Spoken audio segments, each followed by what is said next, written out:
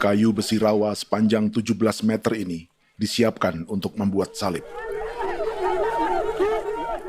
Melihat panjangnya, timbul pertanyaan, siapakah yang akan disalib?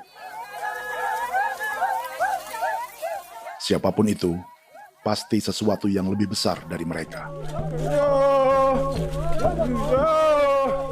Tapi Frankie Woro, Casimilus Awe, dan warga suku Auyu di Papua Selatan ini tak akan melukai siapapun. Mereka memakai salib ini sebagai tanda perlawanan.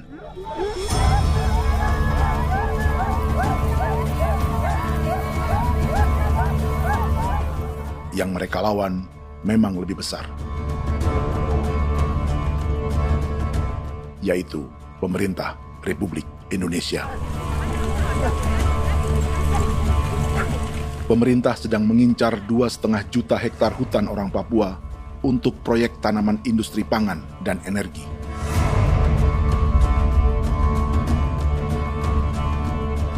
Ratusan kilometer dari salib orang-orang Auyu itu, orang Muyu sedang menyiapkan gerakannya sendiri.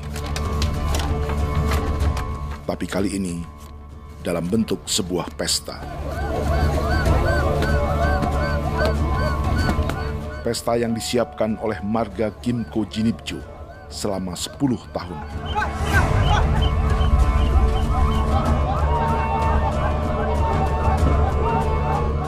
Sosok di marga ini adalah Willem Kimco, orang asli Papua yang tak punya kartu identitas kewarganegaraan manapun.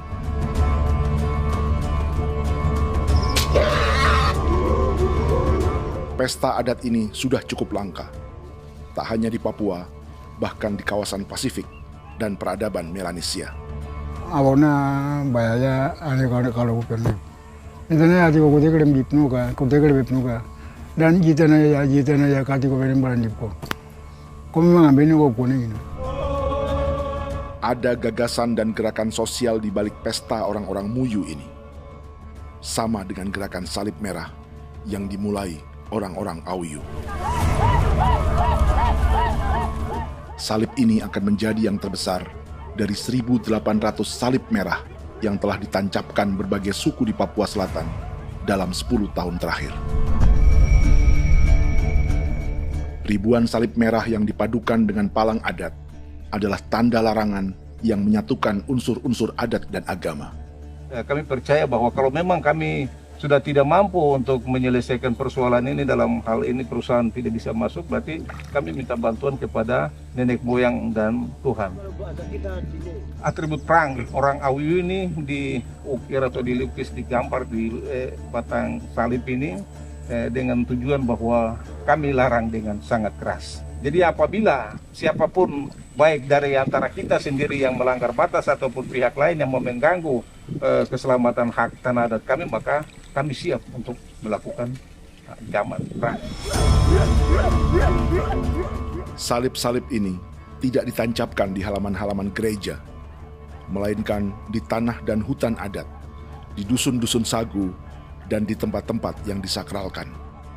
Sebab 1.800 palang adat dan salib ini memang bukan semata tentang agama, tapi untuk mencegah negara dan perusahaan memasuki tanah dan hutan adat mereka. Papua bukan kosong.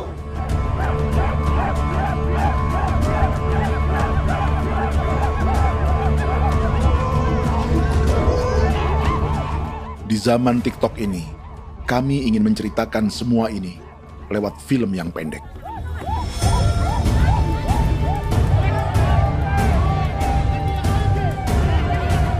Tapi kami jelas gagal.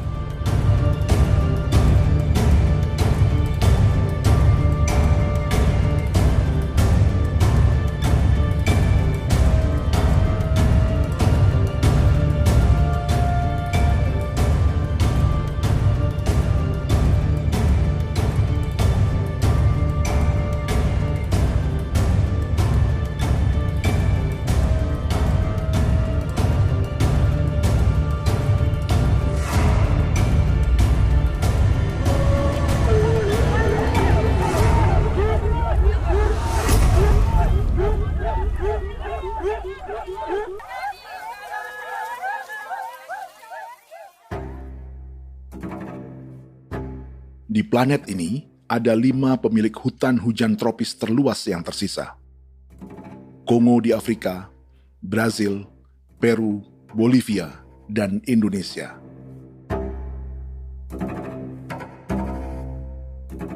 Di Indonesia, satu-satunya pulau yang hutannya masih terjaga adalah Papua, pulau terbesar kedua di dunia setelah Greenland. Lewat sejarah kolonialisme yang panjang, pulau ini kini dikuasai 2 negara. Bagian barat oleh Indonesia yang juga dikenal sebagai West Papua, dan bagian timur menjadi Papua Nugini. Dan tepat di perbatasan ini, di bagian Indonesia, sedang terjadi proyek pemusnahan hutan terbesar di dunia.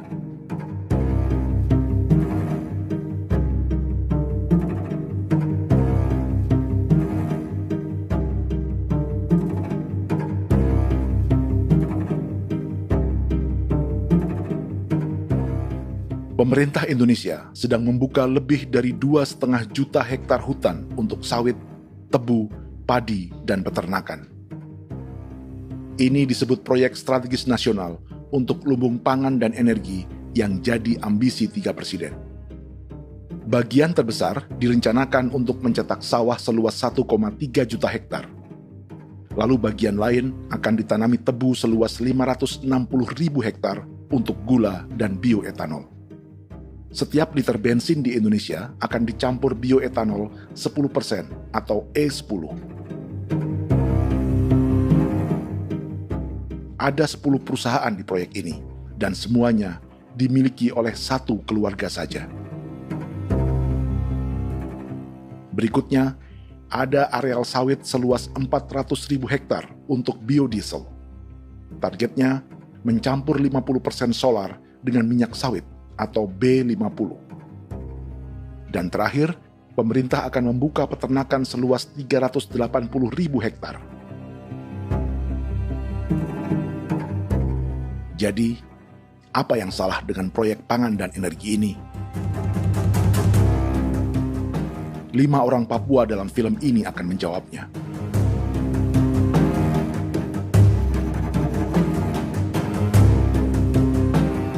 Yang pertama adalah Yasinta Moiwen dari suku Marin.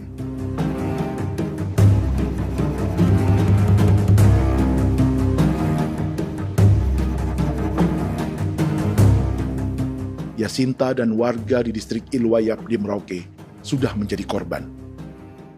Hutan dan rawa sebagai sumber pangan dan ekonominya telah dihancurkan. Jalan sepanjang 135 km sedang dibuat, dan di kiri kanannya akan dicetak 1 juta hektar sawah. Mereka sulit menolak atau melawan. Salib sudah digeser, masih datang lagi dengan senjatanya mereka nih. Karena proyek ini juga dijaga tentara. Macam-macam senjatanya.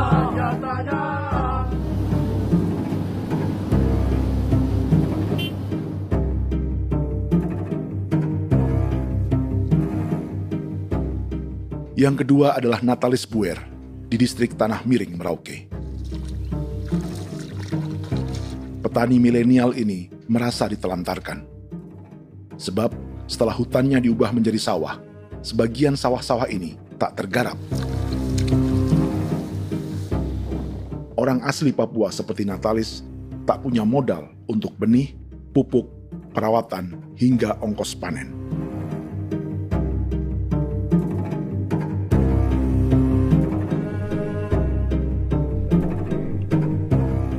Orang ketiga adalah Vincent Kuipalo dari suku Yenan di distrik Jagebob, Merauke. Vincent dan suku Ye sedang menjadi korban. Hutan adat orang-orang Ye sedang dihancurkan untuk perkebunan tebu dan bioetanol. Tanah mereka juga diincar untuk markas-markas militer, pasukan yang akan menjaga proyek pangan dan energi ini.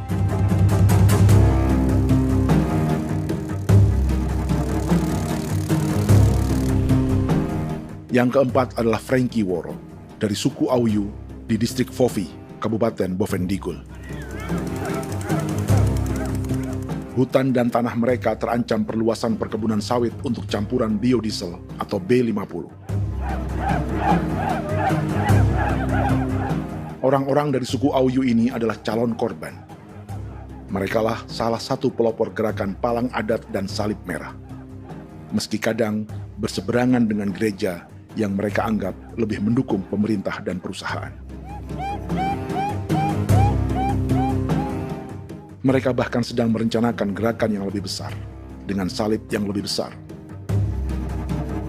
Tanah milik Somu Sobisiba itu bahwa tanah ini diciptakan oleh Tuhan dan memberikan warisan kepada kami. Kami ini hanya hak jaga.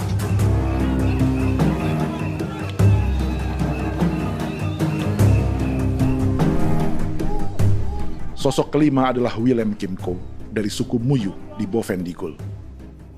Tokoh adat dari Muyu ini hidup di garis belakang proyek negara, sehingga belum menjadi korban. Tapi mereka sedang bersiap menghadapi segala kemungkinan. Tinggal di belantara dan perbatasan membuat sebagian mereka tak punya status kewarganegaraan.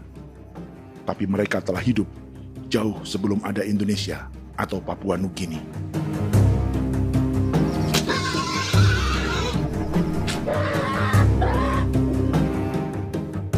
Kelimanya mewakili jutaan orang asli Papua yang sedang terancam eksistensinya. Jika kita merasa kepunahan peradaban Neanderthal di Eropa, Aztec dan Inca di Amerika, atau aborigin di Australia adalah sejarah masa lalu, film ini menceritakan bagaimana pemusnahan sebuah bangsa dan kepunahan sebuah peradaban sedang terjadi di masa hidup kita. Kepunahan bukan karena kerusakan lingkungan dan ruang hidup semata, juga karena dihantam 60 tahun operasi militer.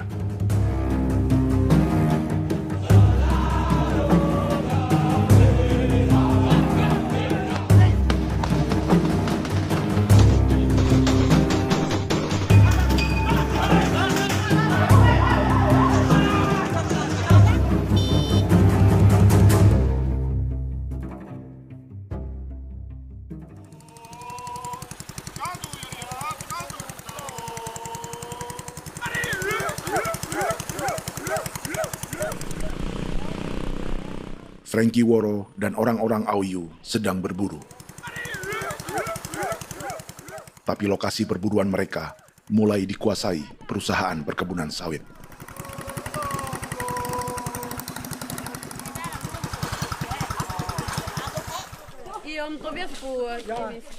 Kita akan menuju arah ke Inabusu. Di sana kami akan masuk di wilayah konsesi perusahaan PT Indo Asiana Lestari, dan di situ ya ada survei-survei mereka yang mereka pernah lakukan, tapi juga kami ada lakukan tanda-tanda saksi di sana.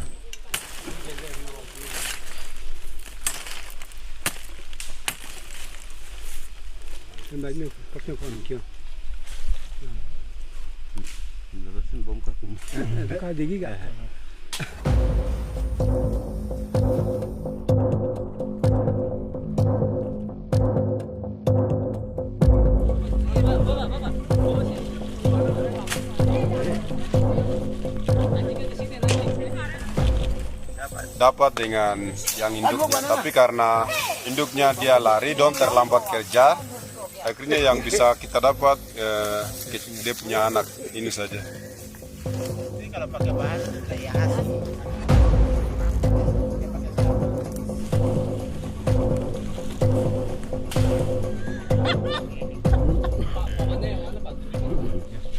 Pohon ini pohon bitanggur, dia punya kayu ini kita biasa gunakan untuk kerja perahu, dan juga kulit depu getanya itu kita pakai untuk kerja ini, panah-panah ini lem, jadikan lem ini, panah-panah.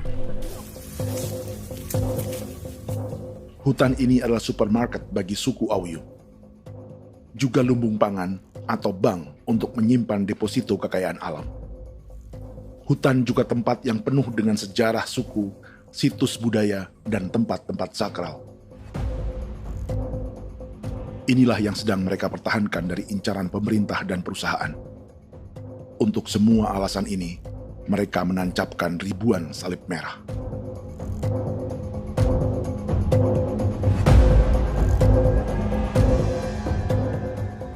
Tapi dari kampung, warga suku Auyu memberi kabar pada Frankie tentang intimidasi oleh aparat negara agar mereka melepas tanah ke perusahaan sawit dan berhenti memasang palang adat dan salib merah. Ada beberapa titik yang saya sudah siap, tetapi di sini emergensi dari saya, terutama di kampung Sokanggon, PT Damai Timber. Dia mengganggu saya dengan menggunakan kekerasan maupun pihak hukum. Dan kemarin saya ada pernyataan penolakan secara resmi, tapi masih tetap dengan menggunakan pihak hukum untuk masuk, untuk harus dituntut saya untuk harus diterima perusahaan itu. Kita di situ ada 15 marga, tetapi 15 marga juga tidak setuju. Marga-marga siapa yang terima dan marga-marga mana saja yang menolak. Nanti kita lihat dari pertimbangan itu, dan di situ dan kita undang mereka untuk bicara dengan kami. Sebagai sosok yang aktif dalam gerakan, warga Auyu terus memberi informasi lapangan kepada Frankie yang tak selalu berada di kampungnya. Pernyataan yang mereka paksa saya untuk tanda tangan itu, tapi sementara saya tidak tanda tangan. Data semua ada di tangan saya. Ya. Baik, kalau gitu itu lebih bagus karena tanda tangan itu yang berbahaya. Iya.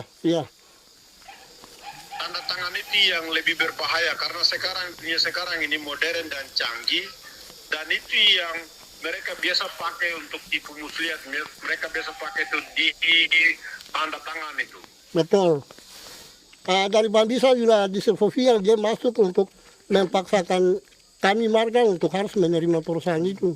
Tapi kemarin kami sudah menolak. Babisa di sini nama bosku. Itu yang sekarang strategi militer yang sekarang mereka pakai. Jadi yang penting masyarakat itu yang benar-benar mau menolak siap dukung ketua marga siapa yang nanti tampil.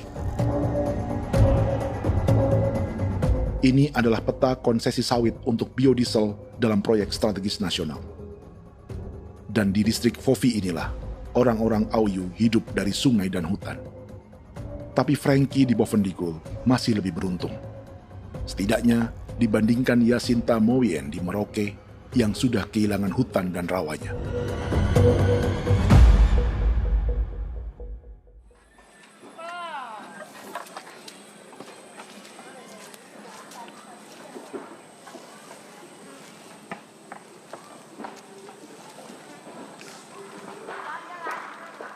Yasinta dari suku Marin adalah petani sayur di kampung Wanam, distrik Ilwayap, Merauke. Memanfaatkan lahan yang ada, ia berkebun dan menjual hasilnya ke pasar kampung. Ini ekonomi warga di Wanam untuk menghasilkan uang, lalu memberi barang kebutuhan yang tak bisa mereka produksi sendiri. Tapi kehidupan sebenarnya ditopang oleh ekosistem hutan dan rawa. Inilah sumber pangan utama dan peradaban mereka.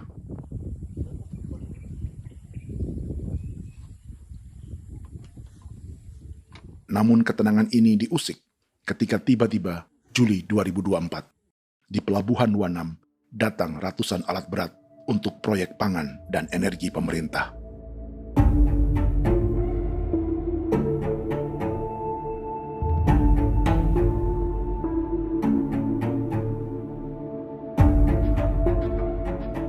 Kami masyarakat setempat kami tidak tahu. Kami kaget pagi-pagi kapal sudah ada di pelabuhan kami.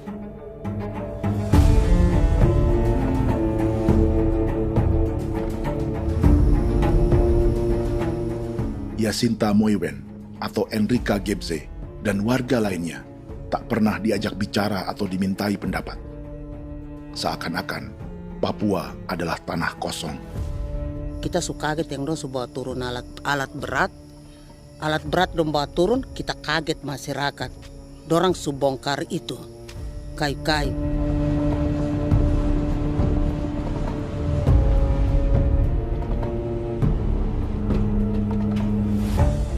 Bersamaan dengan alat-alat berat itu, juga berdatangan tentara Indonesia untuk mengawal proyek pembukaan hutan milik Jacinta.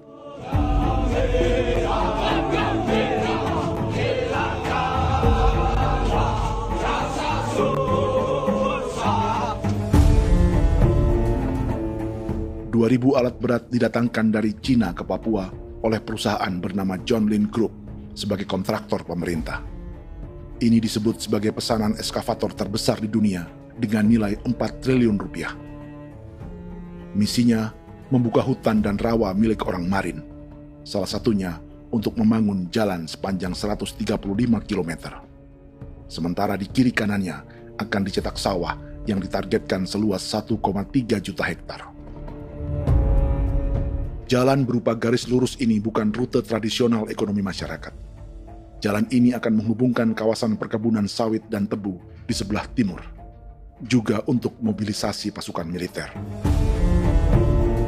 John Lin Group adalah perusahaan yang dimiliki Andi Samsudin Arsyad atau yang dikenal dengan Haji Isam. Sebagian orang mengenalnya sebagai pengusaha yang hobi balapan mobil.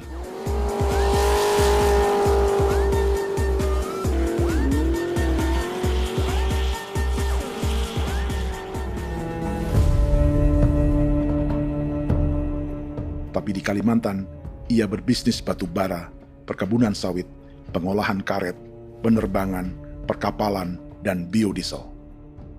John Lin Group kini juga menjadi pemilik perkebunan tebu dan pabrik gula terbesar di Indonesia. Sayapnya melebar dari Kalimantan hingga ke Bombana, Sulawesi Tenggara. Perkebunan tebu, pabrik gula, dan industri bioetanol inilah yang juga sedang dikembangkan di Papua. Foto ini adalah momen ketika Isam bersama kerabatnya, Menteri Pertanian Amran Sulaiman dan Menteri Pertahanan Syafri Samsudin meluncurkan program biodiesel atau B50 di Kalimantan Selatan.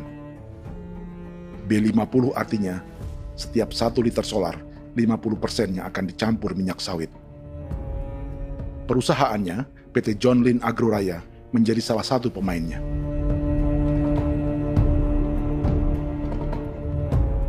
Sepanjang tahun 2025, saham PT John Lin Agroraya pernah naik hingga 700%.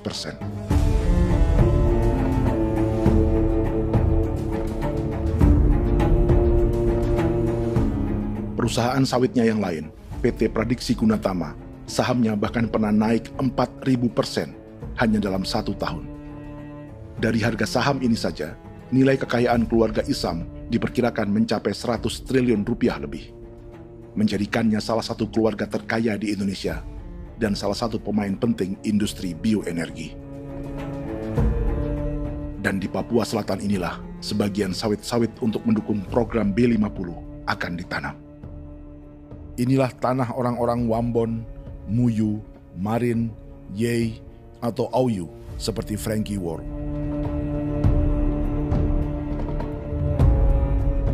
Haji Isam pernah menjadi tim kampanye nasional Presiden Joko Widodo dalam pemilu 2019 saat melawan Prabowo. Bintang Mahaputra Utama diberikan kepada Saudara Andi Syamsuddin Arsyad. Beliau berjasa luar biasa dalam mendorong pertumbuhan ekonomi daerah maupun nasional. Setelah menjadi presiden, Prabowo memberi gelar kehormatan Bintang Mahaputra Utama pada Isam.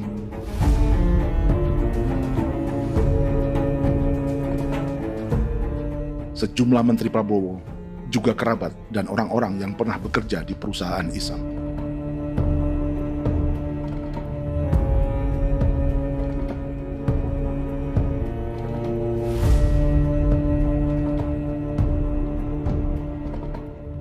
Lawan sebesar inilah yang sedang dihadapi Jacinta di kampung Wanam, Merauke. Atau petani perempuan lain seperti Enrika Gebze. Jadi alam kita ini sudah rusak. Jadi kita itu biasa jalan dari sini tuh harus pasang jerat di situ, harus cari makan di situ lagi. Itu tempat-tempat itu pasang-pasang jerat, tempat babi, rusa, sekarang sudah tidak ada lagi.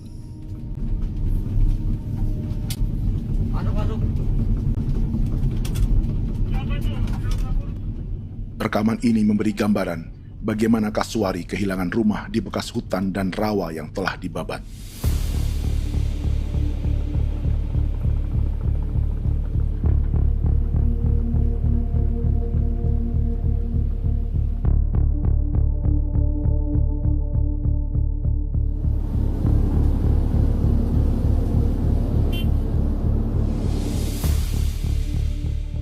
Keterlibatan tentara dalam proyek pangan dan energi di Papua memakai dalih bahwa ancaman terhadap negara kini tak hanya perang secara militer,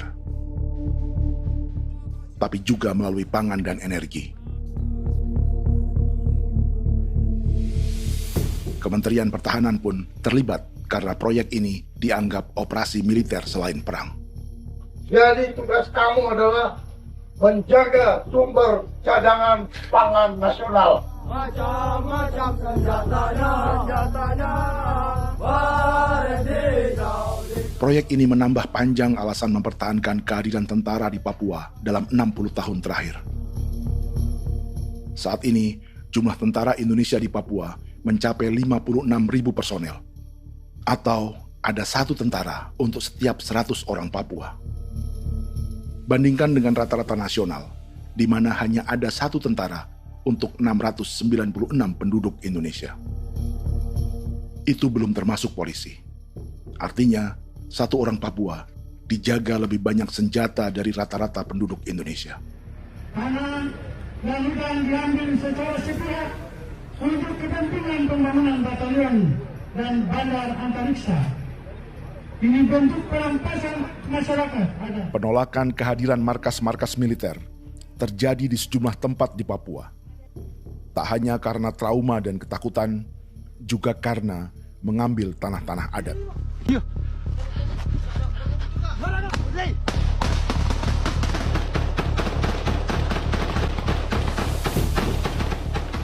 Salah satu alasan mengapa militer terus ditambah di Papua, karena masih ada perlawanan dari Organisasi Papua Merdeka atau OPM selama 50 tahun terakhir.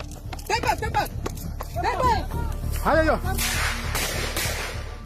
Tapi kekuatan militer OPM diperkirakan hanya 1.430 personel dan 360 pucuk senjata.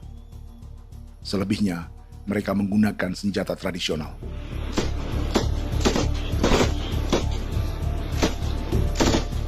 Dengan demikian, kekuatan tentara dan polisi di Papua 58 kali lebih besar dari gerilyawan Organisasi Papua Merdeka.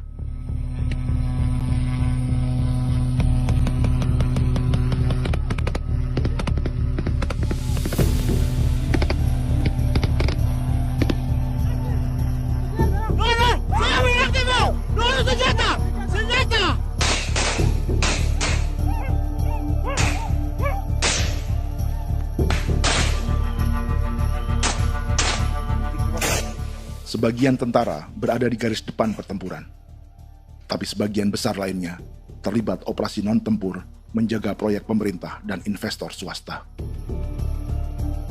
Seperti Batalion Infanteri Teritorial Pembangunan di distrik Jagebob, Merauke ini. Lokasinya bersebelahan dengan konsesi lahan tebu untuk gula dan bioetanol milik PT Murni Nusantara Mandiri.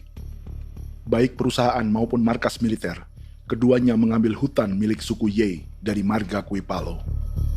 Tapi orang datang tanam ini saja di sini, tanam papan nama ini. Victor Kuipalo menunjukkan apa yang terjadi. Jadi kita juga kaget ini. Nah, kalau ini papan nama ini memang ini papan nama ditanam tapi bukan haknya mereka yang ini. Ini hak kami di sini, hak dusun kami, marga Kuipalo yang punya hak dusun ini. Setelah memasang patok, alat berat mulai bekerja untuk membangun markas militer di tanah orang Ye.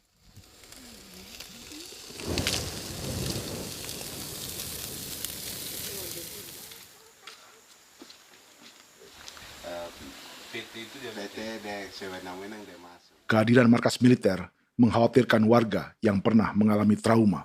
Takut kenapa? Kalau macam yang awal macam sekarang Bu Kampung hidup ini kan aman. Terus kenapa harus didirikan korem di sini?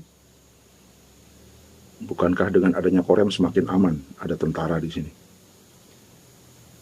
Kalau untuk kampung kayaknya tidak bisa aman kalau ada tentara, paling masyarakat dipukul itu ini. Kalau kampung hidup begini malah saya sejahtera dan saya punya masyarakat. Apa pernah ada pengalaman buruk sebelumnya dengan tentara di daerah sini? Ada yang cerita waktu pos-pos di sini tuh di 13, 12 itu zaman katanya Patimura. Memang kasihan. Malah kita punya orang ini yang dianiaya betul, dipukul.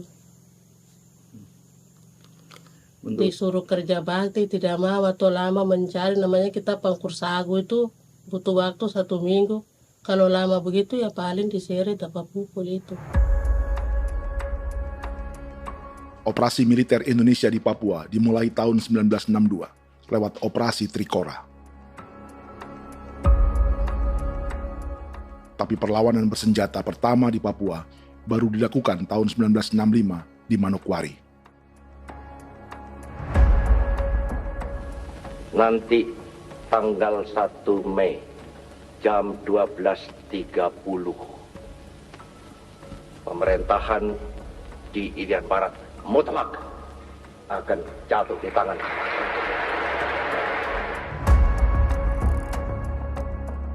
Sejak itu, selama 60 tahun, operasi militer untuk menaklukkan Papua terus dilakukan.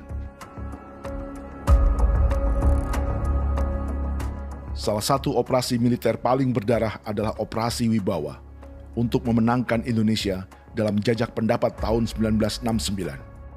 643 orang tewas di Paniai. Lalu disusul 4.146 korban tewas antara tahun 1977 hingga 1978.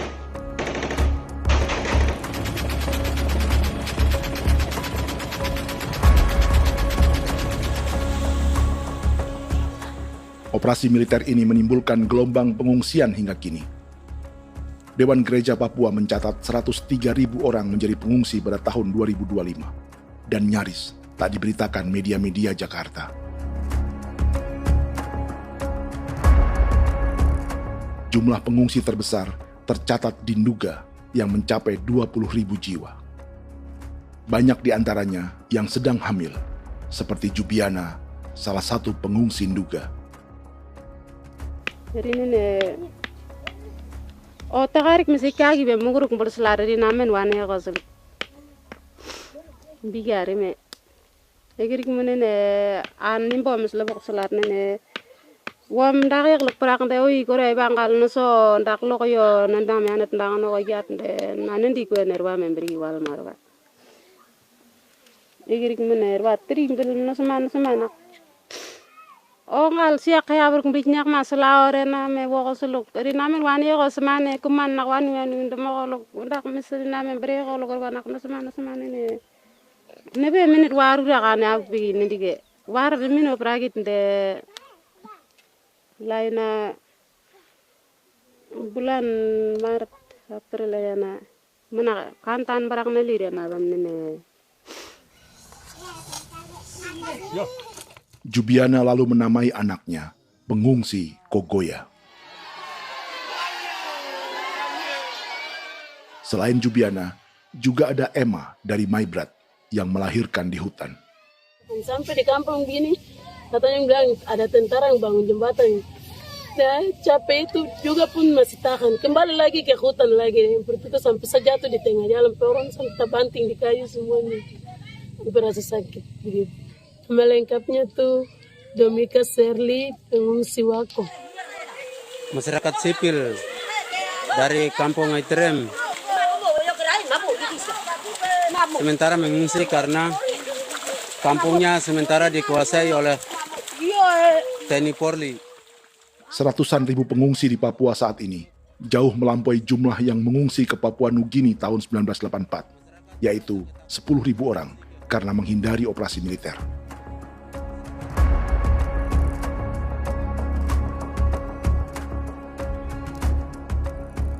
Bersamaan dengan operasi militer, eksploitasi sumber daya alam Papua juga dilakukan sejak masuknya tambang emas dan tembaga Freeport pada tahun 1967.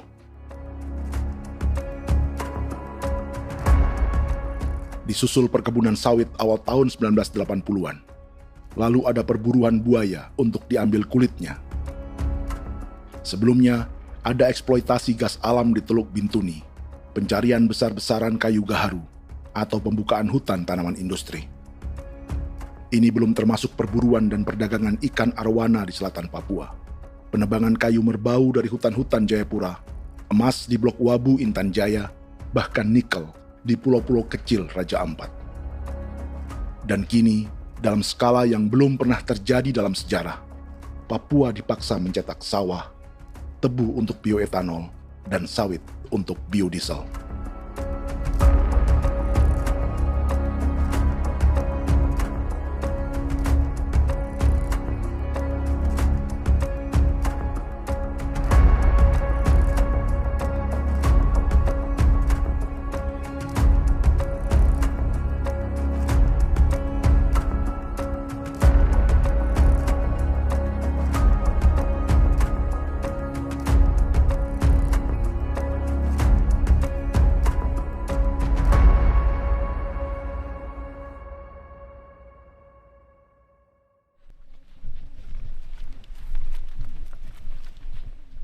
Inilah yang sedang menimpa keluarga Vincent dan Victor Kuipalo di Merauke.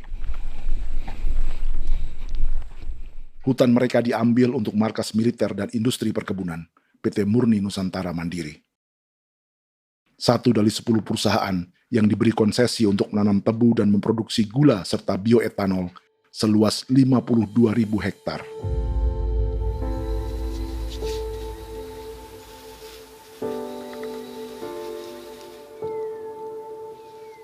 Perusahaan ini dianggap mengambil hutan dan tanah orang-orang Ye, terutama marga Kuipalo, yang memiliki hak adat terhadap 2.300 hektar hutan.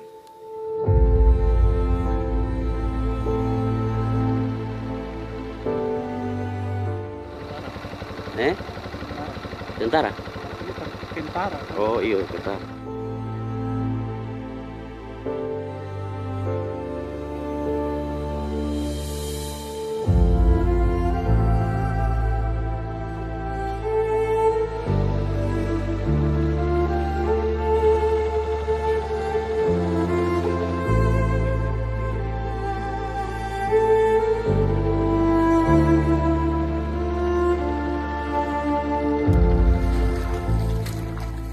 Keluarga Kuipalo sedang melihat apakah perusahaan semakin mengancam tanah mereka.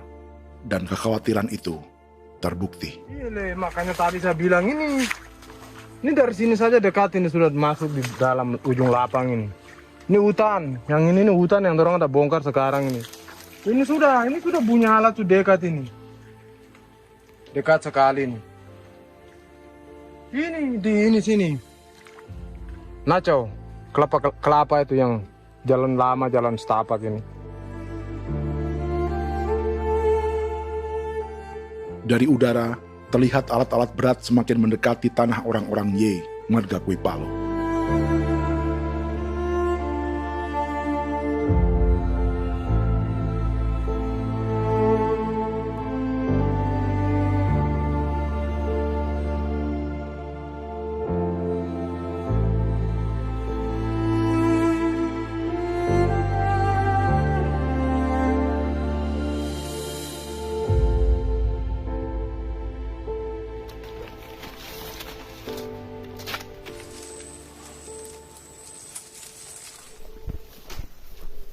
Keesokan harinya, Victor dan kerabatnya memberi tanda cat merah di pohon-pohon yang berada di batas tanah mereka.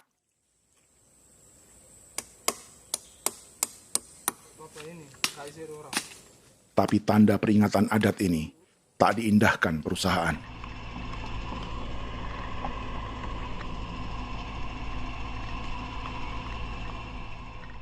Dua bulan kemudian, perusahaan tetap memasuki tanah marga Kuipalo. Sama-sama. Kami manusia, kau lihat. Tapi sudah sakit hati sekali saya kasih tahu adik. Ini sama baik ini kalau pikiran berubah lagi hari ini. Kami juga punya tangan, hanya beda rambut. Mister itu juga. Woi,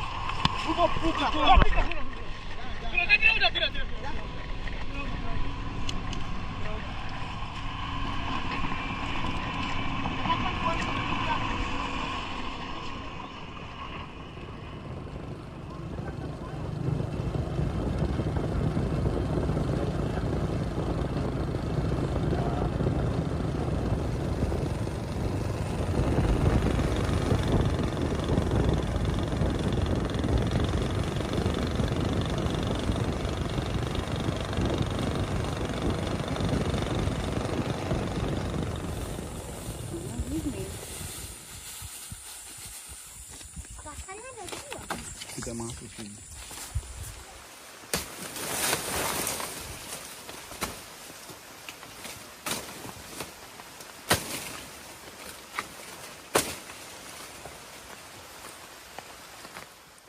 Jadi ya untuk itu seperti saya katakan tadi, apakah lebih baik kita tidak usah ada kah atau bagaimana, kita pisahkan, pisahkan dari negara ini kah?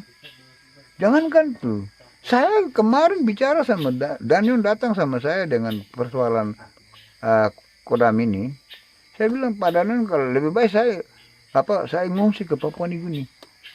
Dia bilang, aduh Bapak jangan begitu. Ya memang, kalau tidak bisa menghargai kami, lebih baik pilihan yang itu yang saya memilih. Lebih baik saya pindah dari sini.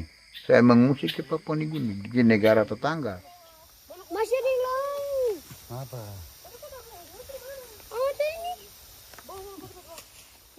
Saya bilang sama Kapolsek, Pak Agustus itu 17 Agustus saya tidak kasih naik bendera merah putih. Saya bendera ada, nanti saya taruh di meja. Bendera saya ada.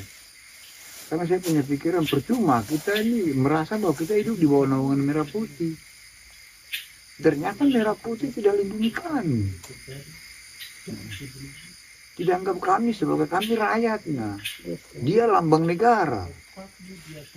Dan kami menghargai lambang negara itu.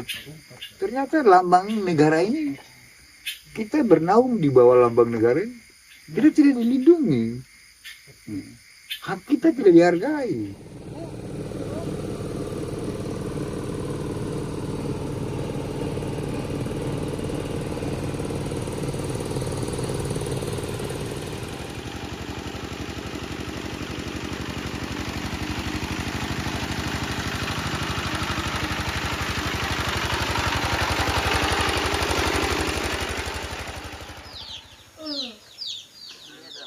Marga Kuipalo dari suku Ye terus mendapat teror dan intimidasi agar melepas tanah mereka yang hanya dihargai Rp300.000 per hektar.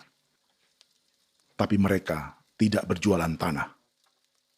Makanya mama itu tidak suka untuk lepas tanah. Untuk apa? Baru di dalam hutan itu ada obat-obat tradisi. Itu sudah Kalau macam ada sayur juga, kita ambil sayur yang dia tumbuh sendiri. Jadi kita ini mau kemana, kalau itu sudah digusur, ya habis. Kita ini jadi penonton. Jangan sampai kita ini duduk minta di jalan. Jadi kita tidak mau seperti itu. Makanya tanah itu kita tidak melepas. Tapi mungkin orang lain tuh dia senang saja. Lebih baik saya pegang uang merah dulu.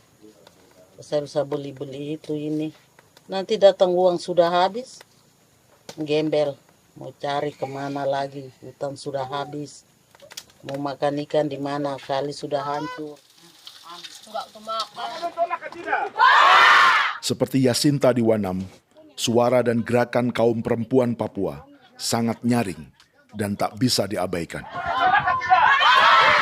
Saya sebagai perempuan tolak untuk perusahaan masuk di sini. Karena kalau saya terima anak-anak saya mau dikemanakan, mau tinggal di mana. Apapun yang terjadi saya tetap tolak. Demi tanah ini saya akan berjuang, demi saya punya anak-anak.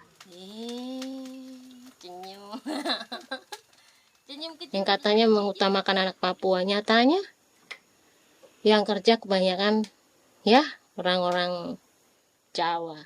Saya sendiri orang Jawa, tapi bukan mau bicara yang tidak-tidak. Memang kenyataannya seperti orang-orang Papua itu terbelakangkan, kurang diutamakan, gitu.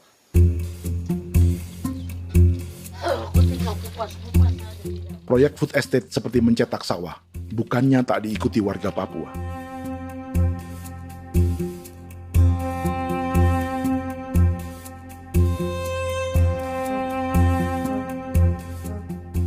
Salah satunya Natalis Buer di distrik Tanah Miring, Merauke.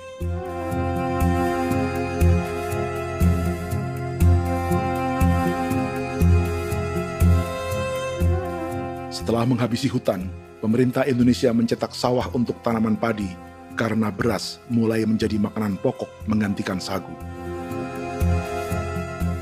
Sebagian besar penggarapnya adalah warga transmigran yang datang sejak era 1980-an.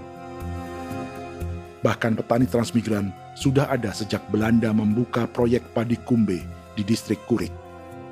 Lokasi yang sering jadi langganan pejabat Indonesia memamerkan sawah di Papua.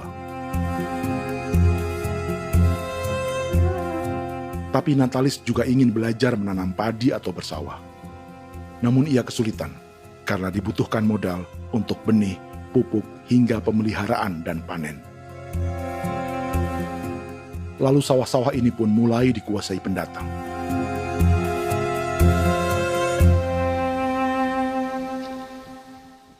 Tapi sejauh ini di kampung kami ini yang saya lihat memang ada kelompok kami punya di sini yang sudah tergabung dalam Gapoktan, kemudian masuk dalam optimalisasi lahan. Tapi menurut saya anak asli yang punya lahan di sini. Mereka tidak punya. Pemerintah dalam hal ini adalah Kementerian Pertanian bersama-sama Kementerian Pertahanan yang dalam hal ini pada garis di bawahnya adalah TNI Angkatan Darat memberikan support yang maksimal kepada masyarakat khususnya di Merauke dalam rangka. Saya kemarin habis 9 juta. 9 juta ya? Iya, 9 juta karena dia sudah tidak dipakai toh. Ya. Perempuan Papua seperti Filomina juga mau bertani. Pemerintah memberi bantuan Rp900.000 per hektar lewat program optimalisasi lahan atau OPLAH. Tapi dibanding biaya produksi dan harga jual gabah, Filomina mengaku berkali-kali rugi dan kini memutuskan tak lagi menggarap sawahnya. Terus kita harus cari uang untuk kombe. Betul. Karung kita beli. Karung beri sendiri lagi. Tenda kita beli. Ini dari yang offline ini don tidak siapkan. Tidak ada. Tidak ada ya, jadi mama don sendiri. Itu yang saya ada bilang, 900.000. Itu modal untuk kerja sawah ini. Mulai dari kerja sampai nanti panen. Panen. Wih, ngeri sekali. Iya, lucu toh? Tidak dapat itu. Betul, Mam. Kalau disuruh tanam ubi berhektar-hektar, mari datang. Kita tahu cara rawatnya bagaimana, iya. Tanamnya bagaimana, tanam model bagaimana supaya hasilnya model begitu. Kita tahu. Kalau yang ini kan kita baru belajar.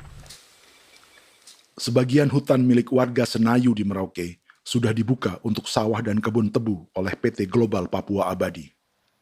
Proyek pertanian ini dikerjakan oleh Kodim Merauke. Mereka melepas sebagian tanah karena ingin belajar bertani. Saya punya nenek moyang tidak ajar saya tanam padi. Tapi saya mau berubah. Generasi saya yang berikut ini besok lusa tidak bisa makan pisang, sagu. Namun program optimalisasi lahan yang dijanjikan dengan berbagai bantuan tak dirasakan Filomina. Obat rumput beli, obat padi beli, jonder kita bayar, bahkan bibit masih kurang, cari bibit lagi beli. Jadi saya memang kalau program pemerintah saya sama sekali saya tidak suka. Baku tipu saya.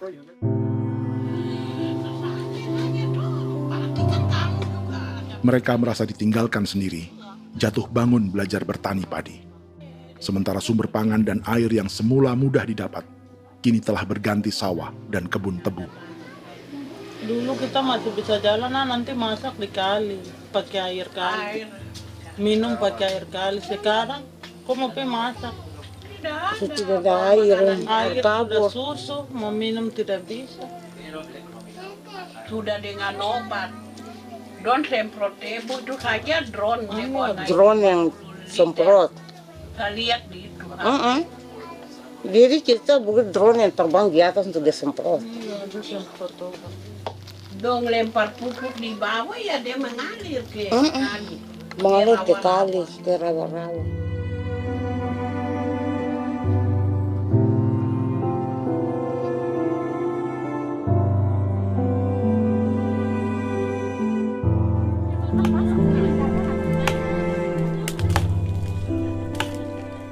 Seperti pertanian sawah bagi orang Bali atau Toraja, bagi orang Auyu dan suku-suku lainnya di Papua Selatan, sagu juga bukan semata tentang pangan.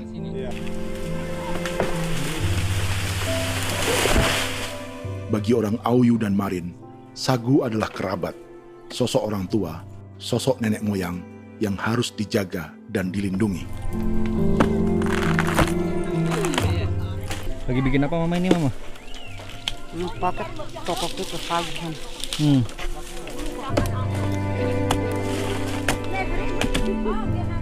Itu orang tua kami, orang tua nenek moyang kami yang korban dirinya kemudian menjadi pohon sagu untuk kebutuhan hidup kami.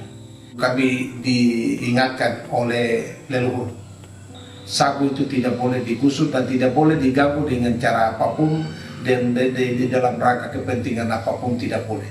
Kamu harus bela, bahkan sampai nyawa pun harus menjadi taruhan demi membela keselamatan keberadaan sagu di atas tanah ini.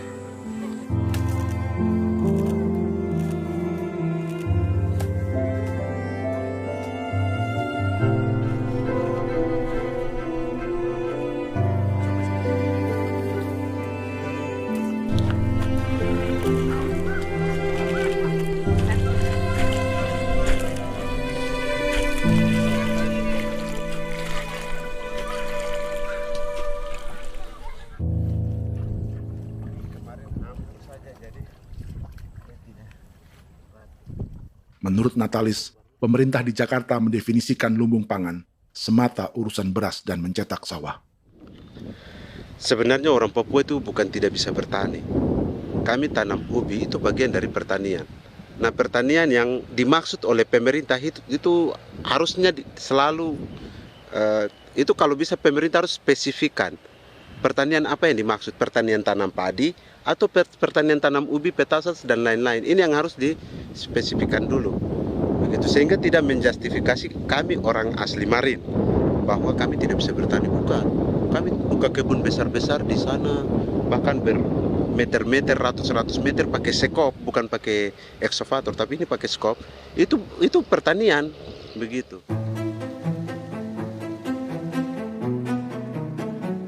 Bagi Natalis, alih-alih memaksimalkan sawah-sawah yang sudah ada untuk petani Papua, pemerintah selalu membuka hutan baru, seperti dikerjakan perusahaan John Lynn Group dan melibatkan tentara. Padahal, sejarah keterlibatan militer dalam proyek food estate atau cetak sawah adalah sejarah kegagalan yang bertubi-tubi 4 presiden selama 30 tahun terakhir.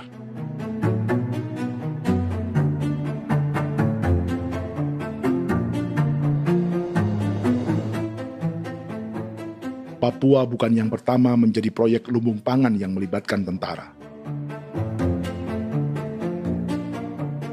Kalimantan telah menjadi korban 30 tahun sebelumnya.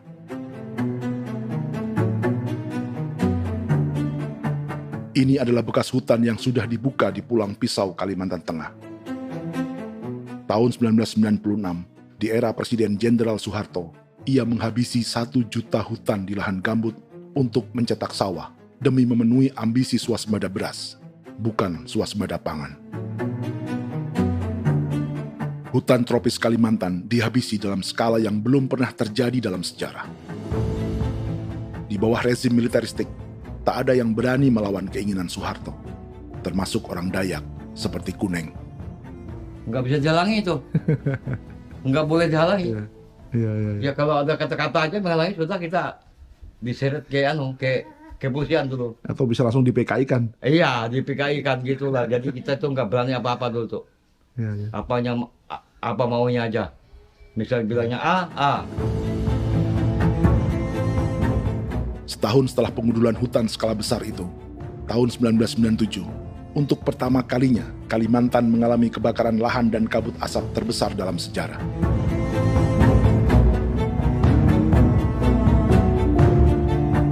Sebagai ilustrasi, ini kondisi kabut asap tahun 2015.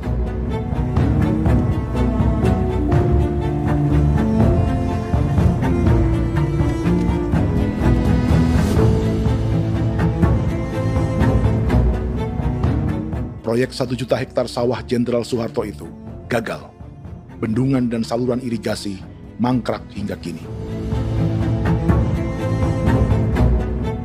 Mei 1998, rezim Soeharto tumbang, 2 tahun setelah ia menumbangkan jutaan hektar pohon di Kalimantan. Setiap tahun, lokasi ini menyumbang kebakaran dan kabut asap yang merugikan jutaan orang. Sawah yang berhasil di Kalimantan justru bukan sawah yang dibangun Jenderal Soeharto, melainkan yang dirintis para transmigran sejak era 1980-an. Sawah-sawah inilah yang ikut digarap oleh militer di era Presiden Joko Widodo. Dan hasil dari proyek food estate Presiden Jokowi itu sama sekali jong nih, nggak ada harapan lagi sudah seperti ini. Tapi Jokowi terus memperluas area food estate hingga 16.000 hektar. Presiden Jokowi juga menyerahkan urusan lumbung pangan ini kepada Prabowo yang saat itu menjadi Menteri Pertahanan. Salah satunya di Kabupaten Gunung Mas, Kalimantan Tengah, untuk membuka perkebunan singkong seluas 31.000 hektar. Food Estate Singkong Jenderal Prabowo ini dimulai dengan membuka 600 hektar hutan di Tawai Baru. Proyek singkong untuk bioetanol ini pun dijaga tentara. Dan seperti Jenderal Soeharto, proyek Jenderal Prabowo ini pun gagal.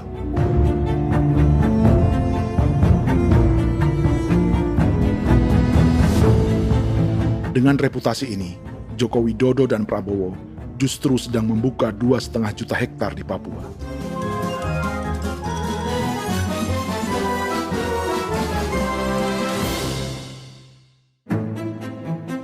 Setelah Jenderal Soeharto, Presiden Jenderal Susilo Bambang Yudhoyono juga mencoba membuka food estate di Papua sejak tahun 2010. Namanya Merauke Integrated Food and Energy Estate atau MIFE. Proyek ini juga gagal.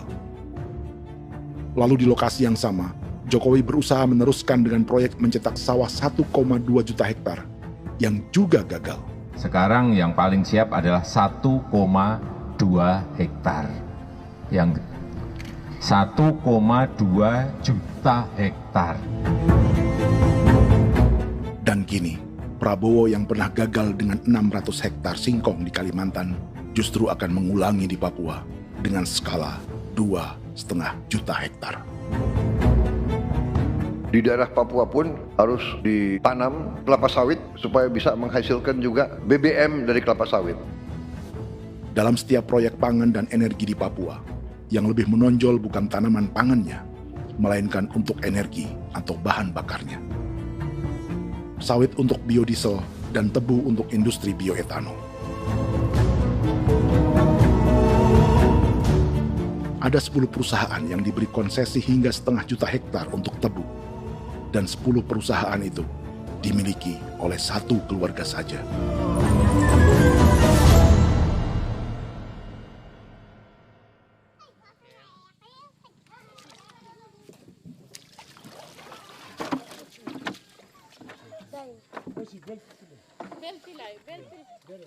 Para perempuan Auyu di Bovendigul akan berangkat memancing. Priska Beni membantu menyiapkan perahu.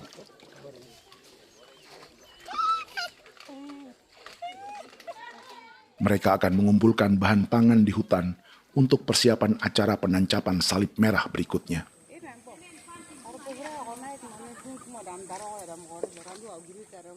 Priska sudah mengambil posisi memancing.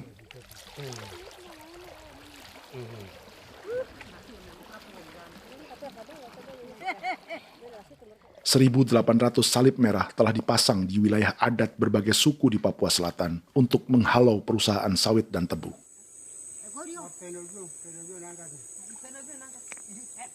Maria Tebung yang paling muda datang membawa hasil. 2 ekor ikan gastor alias gabus toraja.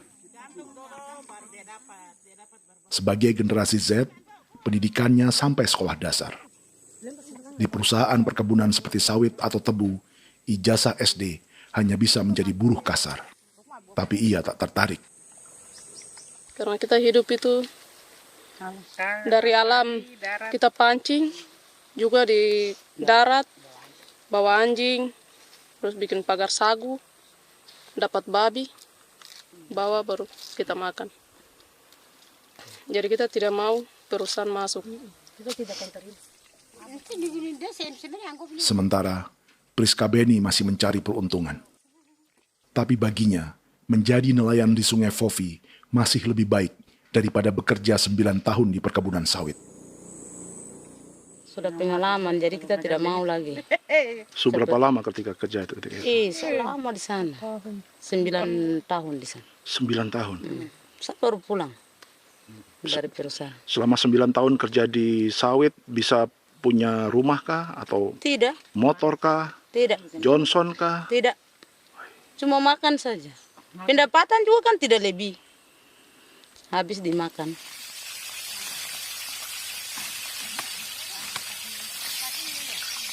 Satu minggu libur berapa hari? Tidak libur. Minggu tetap kerja? Tetap kerja. Tidak bisa ke gereja? Hari Minggu kerja. Hari Minggu juga kerja. Dia tidak mengenal agama perusahaan itu. Di grup perusahaan sawit Korindo, Priska digaji 2 juta rupiah per bulan dan tinggal di mes karyawan. Tapi gaji itu dipotong bahan makanan atau BAMA rata-rata 1 juta rupiah setiap bulan. Korindo adalah grup perusahaan yang salah satu usahanya adalah hutan tanaman industri dan sawit di Bovendigul dan Merauke. Di Papua, mereka memakai bendera PT Tunas Sarwa Ema. Perusahaan ini pernah memberi bantuan pada Keuskupan Agung Merauke. Keuskupan Merauke belakangan mengeluarkan pernyataan mendukung proyek strategis nasional di Papua. Umat Katolik yang memprotes sikap gereja tersebut ditangkap polisi. Jadi selama 9 tahun tidak bisa nabung? Tidak. Makan saja. Makan saja. Makan saja. Menabung bagaimana? Keperluan banyak. Tidak sampai.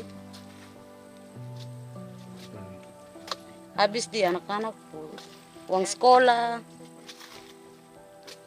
Uang 1 juta itu mana sampai. Mau nabung juga tidak cukup. Sudah pengalaman, jadi kalau di sini perusahaan mau masuk tidak.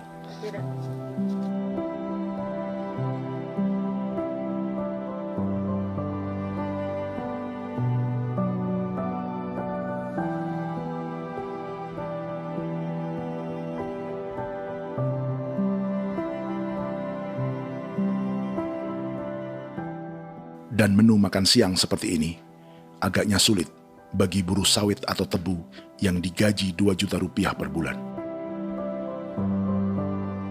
Generasi Z seperti Maria Tebung atau generasi milenial seperti Priska Beni punya matematika ekonominya sendiri. Sawit untuk biodiesel atau tebu untuk bioetanol tak akan ada bedanya bagi mereka.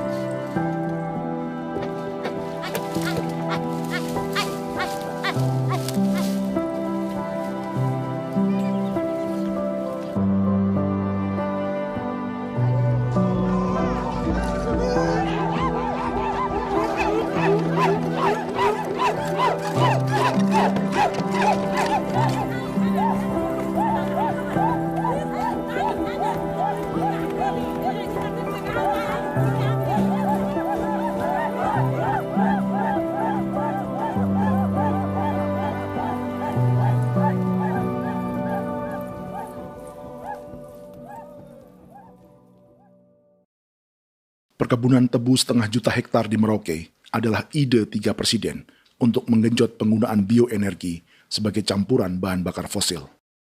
Selain swasembada pangan, swasembada energi. Di daerah Papua pun harus ditanam kelapa sawit supaya bisa menghasilkan juga BBM dari kelapa sawit. Juga tebu menghasilkan etanol. Singkong, kasava juga untuk menghasilkan etanol. Bioetanol adalah bahan bakar nabati atau tumbuhan yang dapat dicampur dengan bensin. Sama dengan program biodiesel yang mencampur solar dengan minyak sawit. Pertamina saat ini sudah menjual BBM bioetanol dengan campuran 5% yang dipasarkan dengan merek Pertamax Green 95. Tapi pemerintah ingin menaikkan kadarnya menjadi 10% atau E10. Maka ke depan kita akan mendorong untuk ada E10. Kemarin malam sudah kami rapat dengan Bapak Presiden. Bapak Presiden sudah menyetujui untuk direncanakan mandatori 10% etanol. Idenya untuk mengurangi ketergantungan pada bahan bakar fosil yang diimpor dan menimbulkan polusi.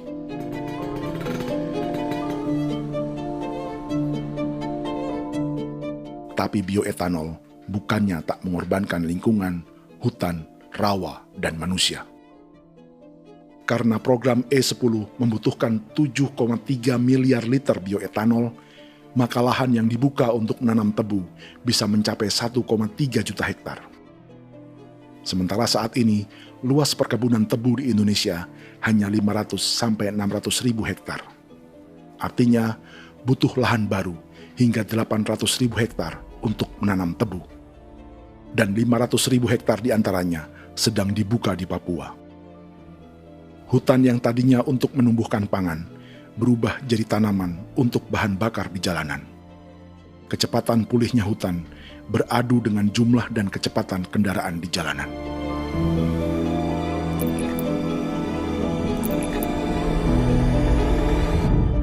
Dahaga terhadap energi tak pernah bisa dipuaskan. Setelah minyak sawit untuk biodiesel, dunia kini merambah singkong, jagung, dan tebu untuk bioetanol. Benua Amerika, Eropa, sebagian Afrika, hingga separuh Asia kini mulai memakai bioetanol sebagai campuran bahan bakar.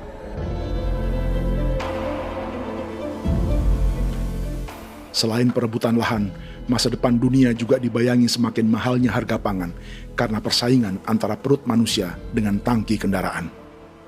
Ini adalah lokasi perkebunan tebu dan bioetanol PT Murni Nusantara Mandiri yang mengancam tanah Vincent Quipalo dan orang-orang Ye di Merauke.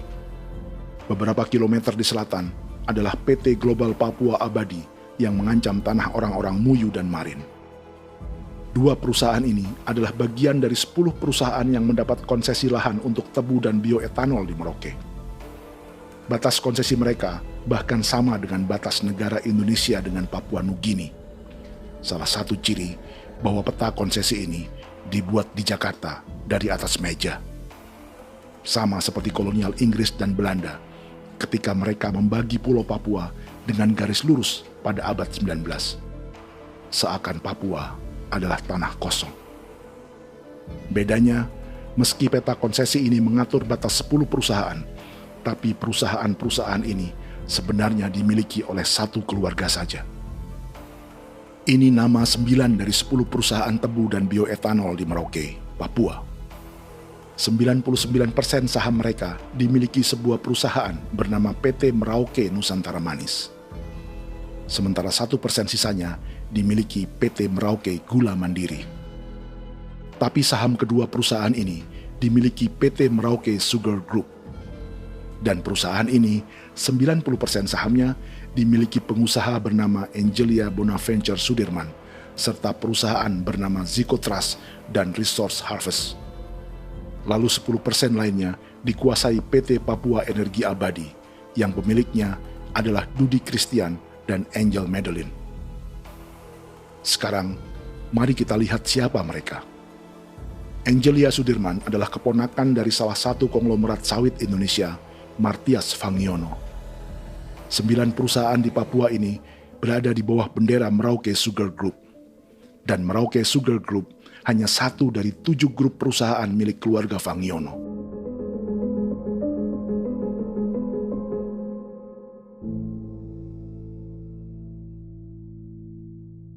Ini Martias Fangiono. Seperti Haji Isam, Martias selama ini dikenal sebagai pengusaha sawit yang kini merambah bisnis tebu dan bioetanol. Ini momen saat penanaman perdana tebu di Merauke bersama Presiden Joko Widodo Juli 2024. Di sini juga ada anak Martias Fangiono, yaitu Wirastuti Fangiono. Wirastuti adalah salah satu yang menonjol dari keluarga Fangiono. Tahun 2025, Forbes mencatatnya sebagai konglomerat termuda dengan kekayaan 23 triliun rupiah yang mengendalikan 2 grup usaha, FAP Agri dan Surya Dumai Industri. Keduanya adalah perusahaan sawit dan biodiesel. Anak dan bapak ini adalah investor utama bagi Jokowi dan Prabowo untuk proyek tebu dan bioetanol di Papua. Sementara yang ini adalah Martua Sitorus, pemilik raksasa agribisnis dunia, Wilmar International, yang juga memegang konsesi sawit di Papua lewat berbagai perusahaan. Tapi Martua kini memakai bendera baru, yaitu KPN Corporation, atau Karunia Prima Nastari. KPN inilah yang memiliki kelindan bisnis dengan keluarga Fangiono untuk proyek tebu Merauke. Apalagi grup Wilmar yang didirikannya juga pemain gula utama di Australia. Tahun 2010, Wilmar membeli 100% saham perusahaan gula terbesar Australia, Sucrogin. Akuisisi senilai 1,5 miliar dolar Amerika ini langsung menjadikan Wilmar salah satu pemain tebu terbesar dunia. Sebagian bibit tebu yang ditanam di Merauke adalah varietas yang dikembangkan Lembaga Riset Gula Australia atau Sugar Research Australia. Sugar Research Australia lalu menjalin kontrak pengembangan bibit dengan PT Global Papua Abadi milik Fangiono. Tapi masalahnya, Sugar Research Australia adalah badan publik yang tugasnya memajukan petani tebu dan sebagian dananya berasal dari pajak warga Australia. Itu artinya, warga Australia membiayai pengembangan bibit tebu untuk investor dan pemerintah Indonesia. Dokumen ini menunjukkan bahwa lembaga yang dibiayai warga Australia itu pernah memiliki kontrak penyediaan bibit dengan PT Global Papua Abadi milik keluarga Fangiono. Kontrak itu baru berakhir pada November 2024. Artinya, saat Presiden Jokowi dan keluarga Fangiono menanam bibit tebu pada Juli 2024 ini, kontrak itu masih berlaku. Nama lain dalam keluarga ini adalah Siliandra Fangiono, yang pada tahun 2024 dijuluki Raja Sawit Termuda dengan kekayaan 39 triliun rupiah dalam catatan Forbes. Ia mengendalikan grup First Resources. Secara umum, keluarga Fangiono memiliki 20 perusahaan di Sumatera, 32 perusahaan di Kalimantan, 1 di Jakarta, 2 di Singapura, dan 25 perusahaan di Papua. Di Papua, perusahaannya tersebar dari Sorong, Mapi, hingga Merauke. Para politikus dan pejabat Indonesia terus membesarkan konglomerasi, meski Martias Fangiono pernah divonis 1,5 tahun penjara karena kasus pembalakan liar dan kebun sawit ilegal tahun 2007. Sementara tahun 2022, Wilmar terlibat kasus korupsi ekspor minyak sawit dan divonis mengembalikan kerugian negara 11,8 triliun rupiah. Tumpukan uang ini disebut sebagai pembayaran dari grup Wilmar yang diterima secara simbolis oleh Presiden Prabowo pada Juni 2025 lalu. Tapi peran raksasa biodiesel dan bioetanol dunia ini belum akan surut di Indonesia. Bahkan sebaliknya. Sebuah dokumen presentasi bisnis dari Wilmar International Limited pada tahun 2010 ini bisa menjadi petunjuk. Presentasi ini bagian dari proses pembelian 100% saham raksasa tebu Australia, Sucrogin. Dalam presentasi ini, Wilmar mengaku ditawari konsesi lahan 200.000 hektar di Papua, atau dulu disebut Irian Jaya, untuk menanam tebu. Dengan penerbangan hanya 2,5 jam dari kantor Sucrogin di kota Townsville ke Merauke, Wilmar akan mengawinkan bisnis gula dan bioetanolnya menjadi pemain dunia. Dan lokasi yang diincar oleh Wilmar adalah distrik Ilwayap di Merauke, kampung halaman Yasinta Moiwen. Dan persis disinilah 14 tahun kemudian, ribuan eskavator John Lynn Group milik Haji Isam mulai membuka hutan sebagai kontraktor pemerintah.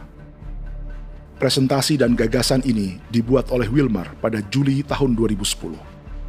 Sebulan kemudian, Agustus 2010, pemerintah Presiden Susilo Bambang Yudhoyono meluncurkan proyek Lumbung Pangan dan Energi Merauke atau Merauke Integrated Food and Energy Estate. Targetnya membuka lahan 1 juta hektar dalam 5 klaster yang masing-masing 200.000 hektar.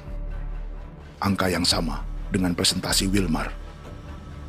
5 tahun kemudian, 2015, giliran Presiden Joko Widodo yang mau melanjutkan proyek pangan dan energi 1,2 juta hektar. Menjelang pensiun sebagai presiden, Jokowi kembali menggencarkan proyek ini dan melibatkan Prabowo sebagai Menteri Pertahanan. Jokowi lalu mendukung Prabowo sebagai presiden berpasangan dengan anaknya, Gibran Rakabuming Raka sebagai wakil presiden. Kini, setelah menjadi presiden, giliran Prabowo yang melanjutkan proyek bioetanol dan biodiesel dengan memobilisasi militer dan melibatkan pejabat-pejabat yang juga para elit partai koalisinya.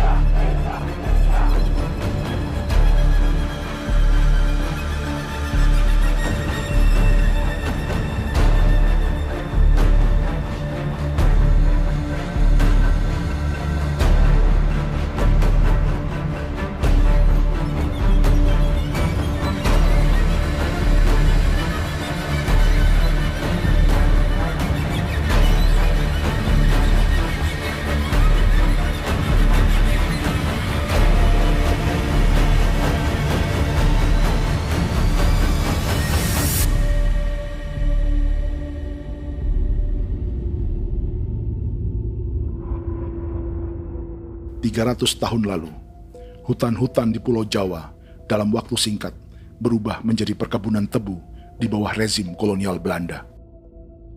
Orang Jawa menjadi buruh dan petaninya dipaksa menanam tebu. Dari kolonialisme dan politik tanam paksa itu, Belanda memperkaya negara dan para investornya. Tak puas membuka hutan untuk perkebunan di Jawa dan Sumatera, kolonial Belanda menanam tebu hingga di Suriname dan mengerahkan ribuan orang Jawa sebagai buruh pada tahun 1890. Inggris yang sudah menguasai negara seluas India dan Papua Nugini pun masih menanam tebu jauh di tengah Samudra Pasifik, di tanah orang-orang Fiji. Lalu memindahkan puluhan ribu orang India menjadi buruh di sana. 200 tahun sebelumnya, ratusan ribu orang Afrika bahkan diperbudak untuk bekerja di perkebunan-perkebunan tebu Spanyol dari selatan Eropa hingga Karibia, Kuba, atau Jamaika. Jika dulu tebu menjadi gula atau emas putih, kini cerita kolonialisme tebu berlanjut di Papua untuk bahan bakar nabati atau bioetanol. Dan seperti semua cerita tentang kolonialisme, akan ada yang berpesta dan ada yang membayar. Dalam setiap cerita pesta kolonialisme, baik di Jawa, Karibia, atau di Papua, selalu melibatkan para elit lokal, dari pejabat, perwira, hingga agamawan.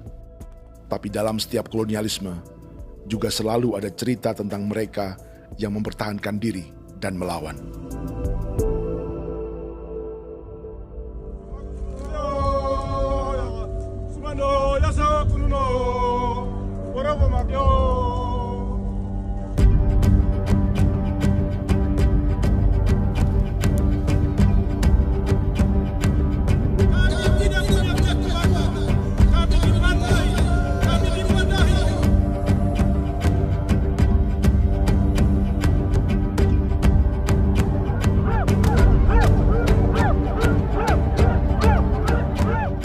Dalam sejarah Gereja Katolik banyak pemimpin-pemimpin yang adalah, tanda petik itu adalah Judas-Judas juga. Jadi itu sudah pasti karena itu adalah manusia. Satu sisi sebagai manusia dalam perjalanan digoda, apalagi ada dalam posisi-posisi jabatan, ya mungkin banyak tawaran-tawaran lain, lalu disitulah terjadi pergeseran keberpihakannya kepada misi gereja tadi itu untuk umat, untuk mereka yang tertindas. Orang kirim ekskuvator, orang kirim tentara, orang kirim polisi. Pukul kami bukan pencuri, kami tidak pernah mencuri orang barang. Kami tidak pernah menangis ke orang lain. Kami tidak pernah menangis ke kita bapak mama, kami menangis kepadamu. Tuhan kami lemah. Aku tidak tahu. Di hijau Cikuira, orang lain datang ke bangsa kami, ke wilayah kami untuk kasih habis kami.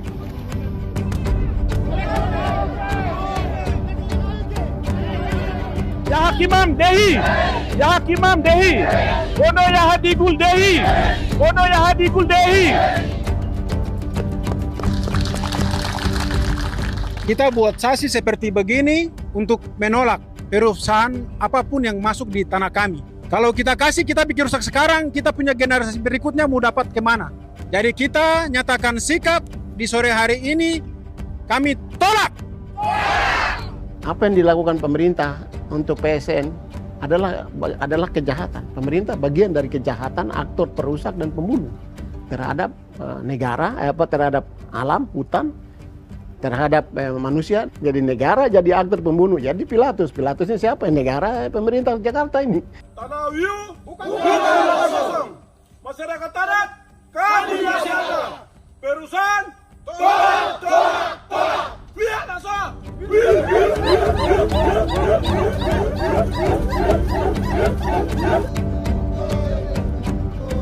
Jika tanah adat dan hutan adat hilang, kami mau hidup di mana?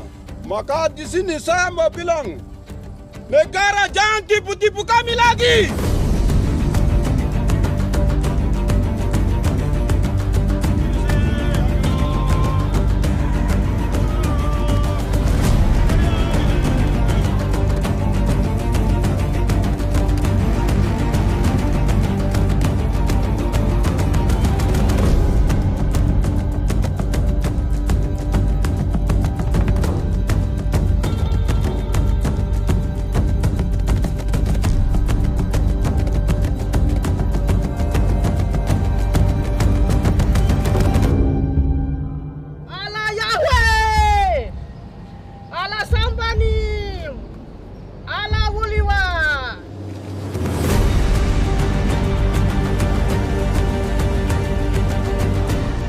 Kalau kami dianggap orang Papua itu bagian daripada Republik ini, tolong hargai kami. Dengan adanya PSN, PT John Hindrup yang sudah menerobos tanah kami dan hutan kami, merusak alam kami. Itu yang kami datang ke Jakarta jauh-jauh dari Papua. Kami mau bersuara kepada Bapak Presiden Prabowo Subianto, di mana keadilan untuk masyarakat Papua. Tolong lihat masyarakat Papua yang sudah mati. Kami bersepakat menyatakan, 1. Gereja-gereja di Indonesia mendukung masyarakat adat yang menolak proyek strategis nasional di tanah Papua. 2. Gereja-gereja di Indonesia menolak militerisme dan otoritarianisme di Indonesia.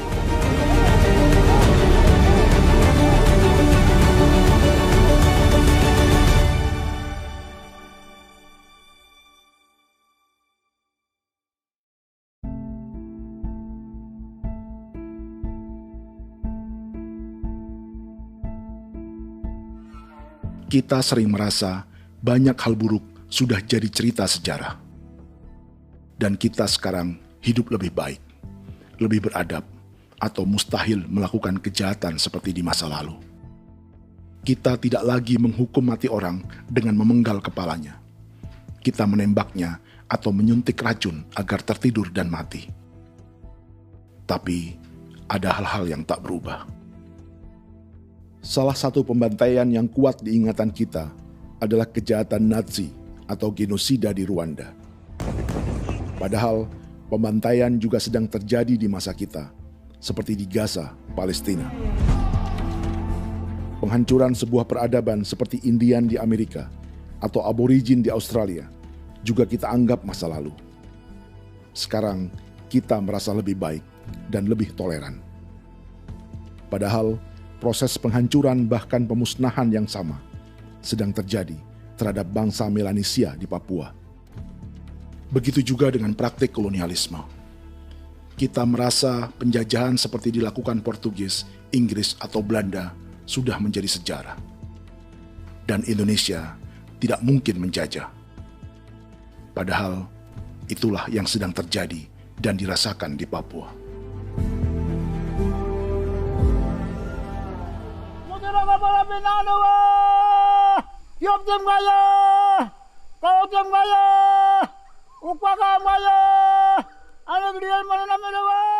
Jalannya sejarah ini disadari Willem Kimco di pedalaman Bovendigol, Papua.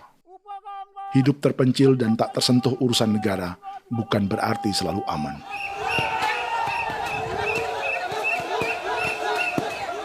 Untuk sampai di tempat ini, orang-orang Muyu menempuh 2 hari berjalan kaki mengarungi hutan, lembah, dan sungai. Termasuk mereka yang datang dari perbatasan Papua Nugini. Mereka berkumpul untuk memenuhi undangan pesta adat yang disebut Awon Atatbon atau Pesta Babi. Yang mengundang adalah marga Kimco Jinipjo. Yang dituakan di marga ini adalah Willem Kimco. Ia tak punya kartu tanda penduduk dan kewarganegaraan manapun, baik Indonesia atau Papua Nugini. Tahun 1984, 10.000 orang Papua, terutama suku Muyu, mengungsi ke Papua Nugini untuk menghindari operasi militer Indonesia, termasuk Willem Kimco.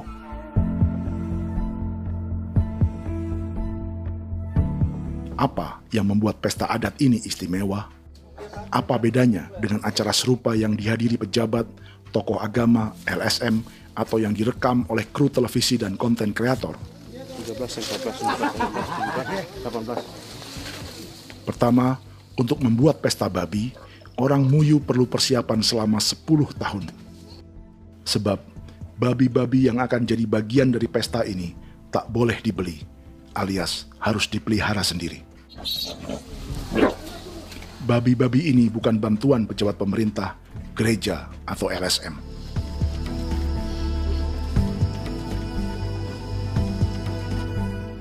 Yang kedua, babi-babi ini tidak dipelihara di kandang. Jadi punya nama babi ini kah? Harimau. Harimau? Harimau. Dia kulit dengan ini bulu di harimau, macam harimau begitu yang kasih nama harimau.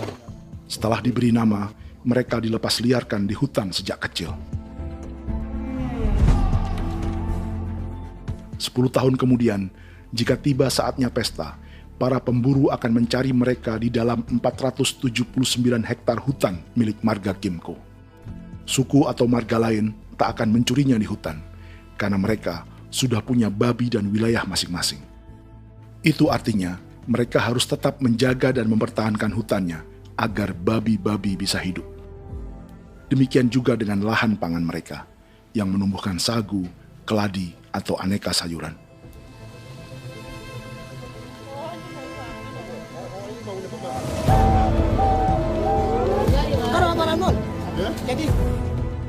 Yang ketiga, dalam Awon Atatbon atau pesta babi, binatang ini tidak dimakan secara gratis. Setiap marga atau klan dalam suku Muyu akan membayar jerih payah tuan rumah menjaga hutan dan memelihara babi.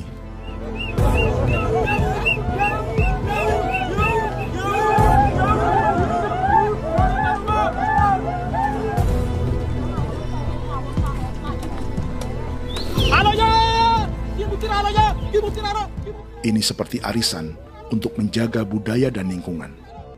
Bagian dari budaya dan ekonomi timbal balik yang ditandai dengan siklus memberi dan menerima.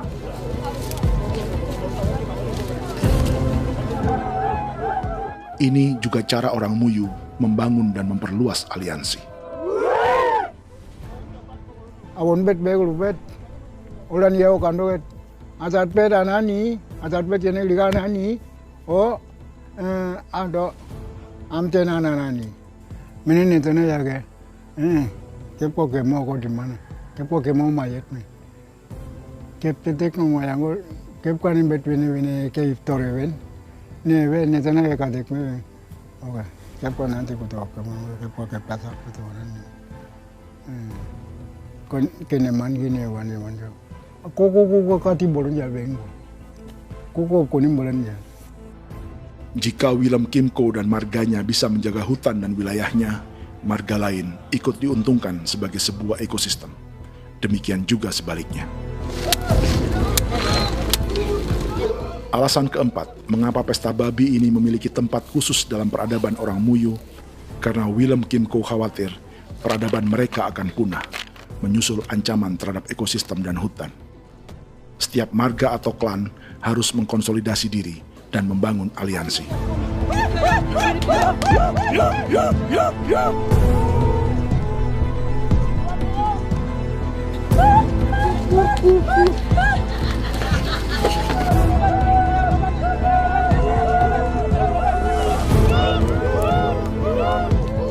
Kekhawatiran Willem dan orang-orang Muyu tak berlebihan.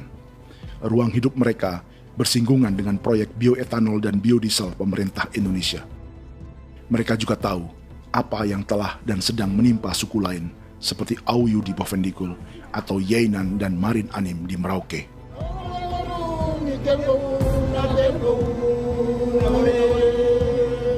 Jika suku-suku lain menggunakan palang adat dan salib merah sebagai gerakan perlawanan, orang-orang Muyu memakai pesta babi untuk mempersiapkan diri dan konsolidasi. Sebab, berbeda dengan saat mengungsi tahun 1984, kali ini yang datang ke tanah orang-orang Muyu tak hanya tentara, juga alat-alat berat bersama para pebisnis pangan dan energi. Aduh,